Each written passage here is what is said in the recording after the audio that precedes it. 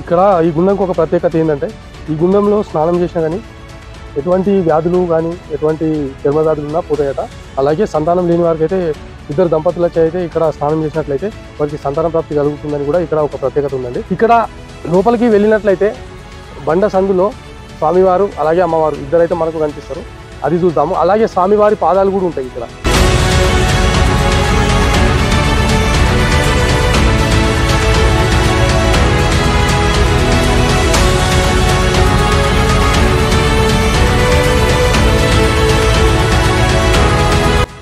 శ్రీ రేణుకా ఎల్లమ్మ తల్లి అయితే స్వయంగా ఇక్కడ కూడా స్వయంగా వెలిసింది. అమ్మవారిని కూడా చూద్దాము.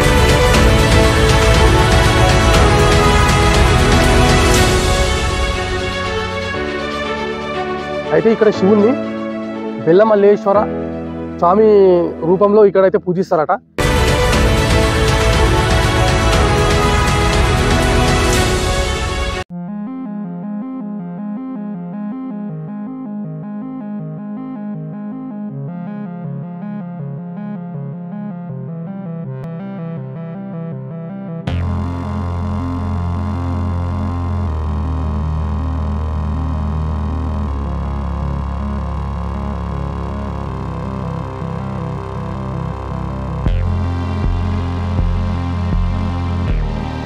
Welcome to our channel village Telugu Vihari.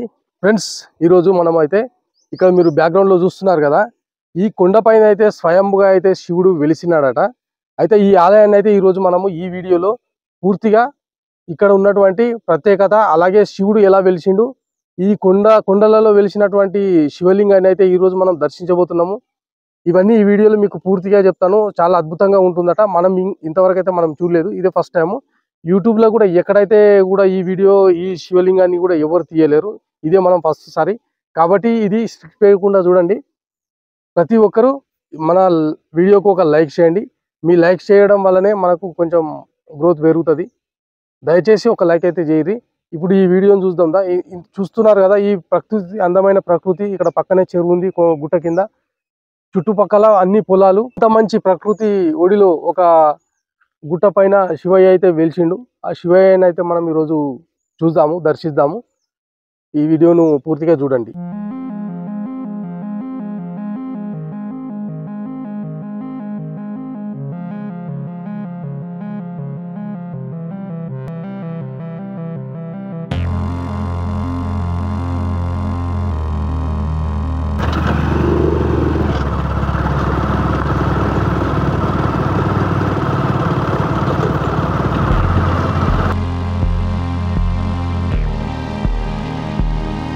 Friends, మనమైతే ఇప్పుడు శివాలయానికి అయితే వచ్చినాము. శివాలయము ఇక్కడ శివుడు స్వయంగా వెలిసిండు. ఒక బండకు స్వయంగా అమ్మవారు అలాగే శివుడు ఇద్దరు కలిసి ఆ బండకు అయితే మనకు ఆల్రెడీ ఇద్దరు వెలిసినట్టుగా అయితే మనకు కనిపిస్తుంది. దానికి వీళ్ళు పెయింట్ వేసినారు, అది కూడా చూద్దాము. అయితే ఇక్కడ శివుణ్ణి బెల్లమల్లేశ్వర స్వామి రూపంలో ఇక్కడైతే పూజిస్తారట. ఏదో హిస్టరీ ఉంటుంది, కానీ మనకైతే ఇక్కడ హిస్టరీ గురించి చాలా మందిని అడిగినాం, ఎవరైతే తెలియదని చెప్పినారు. ఇక్కడ లోపలికి వెళ్ళినట్లయితే బండ సందులో స్వామివారు అలాగే అమ్మవారు ఇద్దరైతే మనకు కనిపిస్తారు. అది చూద్దాము. అలాగే స్వామివారి పాదాలు కూడా ఉంటాయి ఇక్కడ. స్వామివారు ప్రత్యక్షంగా వచ్చి ఇక్కడ వెలిసినట్టుగా ఇక్కడ పాదాలు కూడా మనకు కనిపిస్తాయి. అది కూడా చూద్దాము. అలాగే పక్కకు ఎల్లమ్మ తల్లి టెంపుల్ కూడా ఉంటుంది. ఎల్లమ్మ తల్లి టెంపుల్ కూడా మనము ఇక్కడ చూపిద్దాము. అయితే ఎల్లమ్మ తల్లి కూడా స్వయంగా వెలిసిందని కూడా ఇక్కడ చెప్తున్నారు. శివుని అయితే మనం దర్శించుకుందాము. అక్కడ లోపలికి వెళ్ళినట్టే చాలా అద్భుతంగా ఉంటుంది. అయితే ఈ టెంపుల్ వచ్చేసి మనకు చెట్ల గౌరారం అనే గ్రామంలోనైతే ఉంటుంది. ఇది మనోరాబాద్ మండలం, మెదక్ జిల్లాలో ఈ ఆలయం అయితే ఉంది. ఒక పంట పొలాలలో ఈ ఆలయం అయితే ఉంటుంది. ఇక్కడైతే చాలా ఎవ్వరు లేరు. సోమవారం అయితే ఇక్కడ పూజలు అయితే జరుగుతాయట. మనమైతే సండే రోజు అయితే వచ్చినాము. ఈ చుట్టుపక్కల వాళ్ళు చాలా మంది కూడా వచ్చి స్వామివారిని దర్శించుకుంటారట. అయితే ఈ రోజు అయితే మనం అక్కడ పోయి స్వామివారిని దర్శించుకొని అక్కడ ఎలా ఉంది, లోపల బండ సర్కిల్లో ఎలా వెలిసిండు, ఇదే ఈ వీడియోలో చూపిస్తాను. పూర్తిగా చూడండి, ఒక లైక్ అయితే చేయండి. ఇప్పుడు అక్కడ వెళ్ళి మనము చూద్దాం రండి. ఇక్కడ చూసినట్టయితే మొత్తం ఇది బండరాయితే అయితే మనకు కనిపిస్తుంది. అయితే దీన్ని రాను కొంచెం తొలగించి ఇది వెడల్పు అయితే చేసినారు. చూడండి, ఇప్పుడు ఇక్కడ నుంచి అయితే మనకు శివాలయంకు దారి ఇక్కడ రాసిరు కదా ఆల్రెడీ. లోపలికి వెళ్ళడానికి అయితే ఇక్కడ శివాలయంకు దారి అని అయితే రాసినారు. ఇక్కడ నుంచి మనం లోపలికి వెళ్దాము. చూస్తారు కదా, ఇది చూడండి. అయితే ఇదంతా బండ సర్కిలే. ఇది మామూలుగా కొత్తగా కట్టినారు. ఈ ఇక్కడ నుంచి లోపలికి వెళ్ళాలన్నమాట.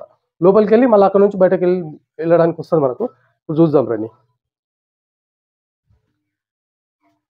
చూశారుగా, ఇక్కడ రాగానే మనకు మామూలుగా కనిపించినట్టుగా అయితే పాదాలు అయితే మనకు కనిపిస్తాయి. దానికి పెయింట్ వేసినారు వీళ్ళు. చూడండి ఇక్కడ పాదుకలు. ఎందుకంటే చాలా మంది, ఎక్కువ మందికి అయితే కనిపించినట్టు అయితే కనిపిస్తాయి. అందు గురించి వాళ్ళు ఏం చేశారంటే పెయింట్ వేసి మనకు ఆ గుర్తులను అయితే మనకు గుర్తుపట్టేలా అయితే వేసినారు. ఇక్కడ స్వామివారి పాదాలు అన్నమాట. ఓకే, ఇప్పుడు ఈ దారి ఇక్కడ లోపలికి చూస్తున్నారా, ఇదొక బండరాయి, ఇదొక బండరాయి, ఇదొక పెద్ద బండరాయి. ఈ 3 బండరాయిల మధ్యలో అయితే స్వామివారు అయితే స్వయంగా వెలిసిరు. అయితే మనకు నిజంగా చెప్పాలంటే స్వామివారు ఏదో ఒక రూపంలో ఇక్కడైతే మనకు దర్శనమిస్తారు. అదే ఇక్కడ బెల్ల మల్లేశ్వర స్వామి రూపంలోనైతే ఇక్కడ మనకు దర్శనమిస్తాడు. చూస్తున్నారుగా, చూడండి, ఇది శివలింగము ప్రతిష్ఠించింది. అయితే ఇక్కడ స్వామివారు స్వయంగా వెలిచారు. చూడండి ఎంత అద్భుతంగా ఉన్నదో అసలు. చూడండి, బండకే కొంచెం లోపలికి పోయినట్టుగా బండ, ఆ బండ పైననే స్వామివారు అలాగే అమ్మవారు ఇద్దరైతే మనకు దర్శనమిస్తారు. ఇంతకంటే అద్భుతమైనటువంటి ఈ ఆలయము సోమవారం అయితే, ప్రతి సోమవారం అయితే ఇక్కడ జాతర అవుతుందట. ప్రతి సోమవారం చాలా మంది భక్తులు అయితే వచ్చి ఇక్కడ స్వామివారిని అయితే దర్శించుకుంటారట. చూసిరుగా, ఇక్కడ ఏమీ లేదు, ఒక 2 బండలు ఉన్నాయి. బండ సందలను మాత్రం స్వామివారు అయితే వెలిసినారు. ఇది ఎన్నో ఏళ్ళ చరిత్ర, ఎవరికి తెలియదని కూడా చెప్తున్నారు మనకు. అయితే ఎవరో ఒకరు చూసి స్వామివారిని గుర్తించి ఇక్కడైతే ఈ ఆలయాన్ని అయితే మనకు చూపించడం అయితే జరిగింది. చూస్తున్నారుగా, చాలా లోపలికి అయితే ఉంటుంది ఈ ఆలయము. ఇక్కడ రావాలంటే నేను డిస్క్రిప్షన్లో మ్యాప్ కూడా ఇస్తాను. అది చూసి ఎవరైనా రావచ్చు, స్వామివారిని దర్శించవచ్చు. చాలా పవర్ఫుల్ అని అయితే చెప్తున్నారు స్వామివారు. ఎందుకంటే స్వయంగా వెలిసిండు కాబట్టి.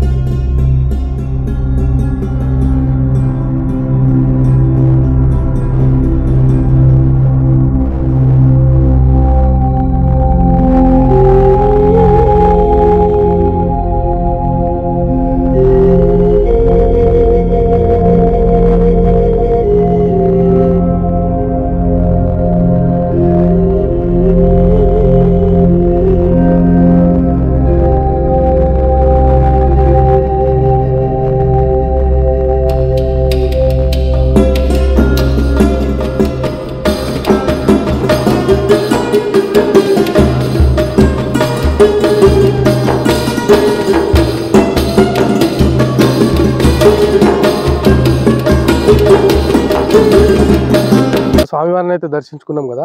ఇక్కడ ప్రకృతి పరంగా వెలిసినటువంటి ఒక గుండం కూడా ఉంటుంది. గుండంలో ఇంత పెద్ద గుట్ట పైన రాయి, ఇది రౌతుంది కదండి, ఆ రౌతులోనే గుండం ఉంటుంది. ఆ గుండం రౌతులోనే వాటర్ ఎప్పుడు ఇంగిపోవు.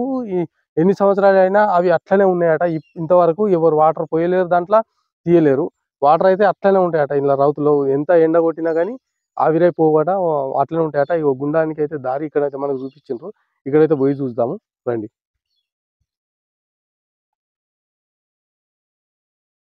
నిజంగా స్వామివారి మహిమలు మాత్రం చాలా అద్భుతంగా అయితే ఉంటాయి.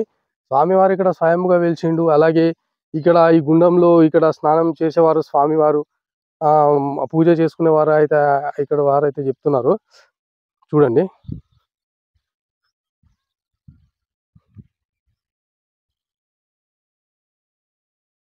చూడండి ఇక్కడ కోనేరు చూడండి.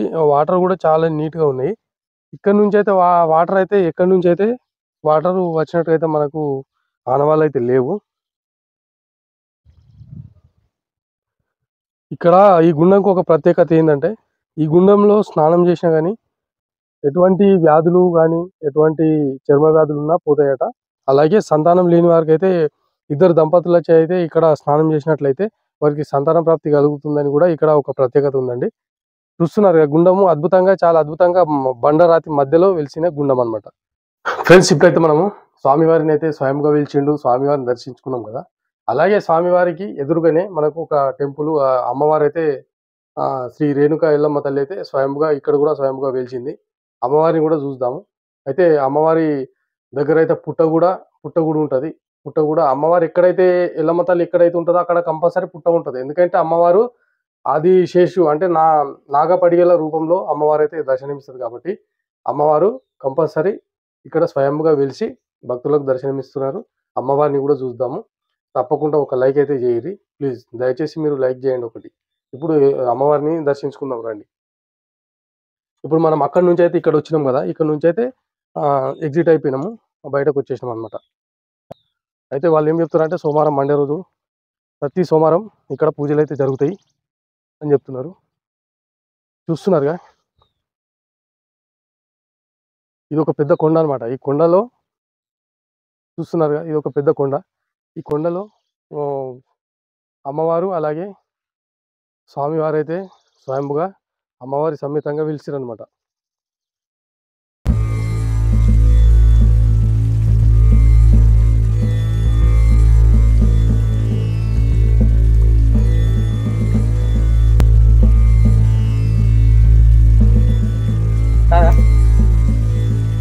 ఇంకేం తక్కువ.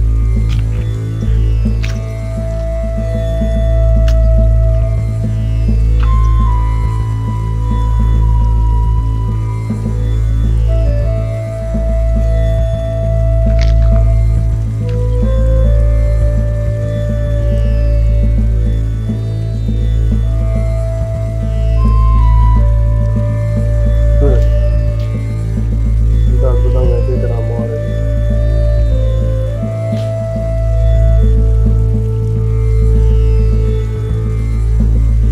అమ్మవారు కింద విగ్రహం అయితే ప్రతిష్టాపన చేసినారు చూడండి. ఫ్రెండ్స్, ఇప్పుడైతే మనము ఆలయం అయితే చూసినాం కదా. ఆలయము పైనుంచి అయితే గుట్ట మీదకి అయితే ఇక్కడైతే దారి ఉన్నది. చూద్దాం గుట్ట మీద ఏమన్నా ఉన్నదా లేకపోతే మామూలుగా పోయి చూస్తారా ఎవరైనా, మనం చూద్దాం ఇప్పుడు రండి.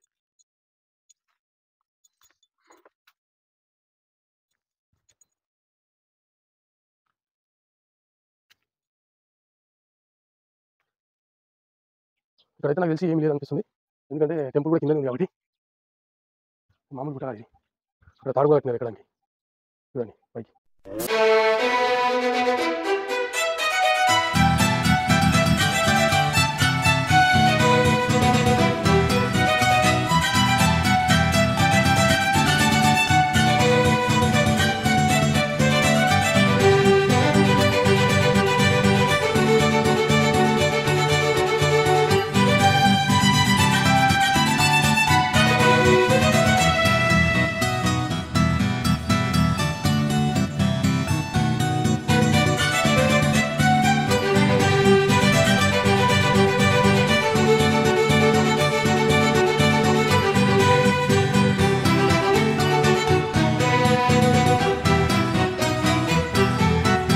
ఫ్రెండ్స్, ఈ వీడియో అయితే మీకు నచ్చింది అనుకుంటున్నాను. దయచేసి ఒక లైక్ చేయండి, షేర్ చేయండి. అలాగే ఇటువంటి వీడియోలు మీ ముందుకు తీసుకురావడానికి నేను ముందు చాలా కృషి చేస్తాను. Thank you for watching.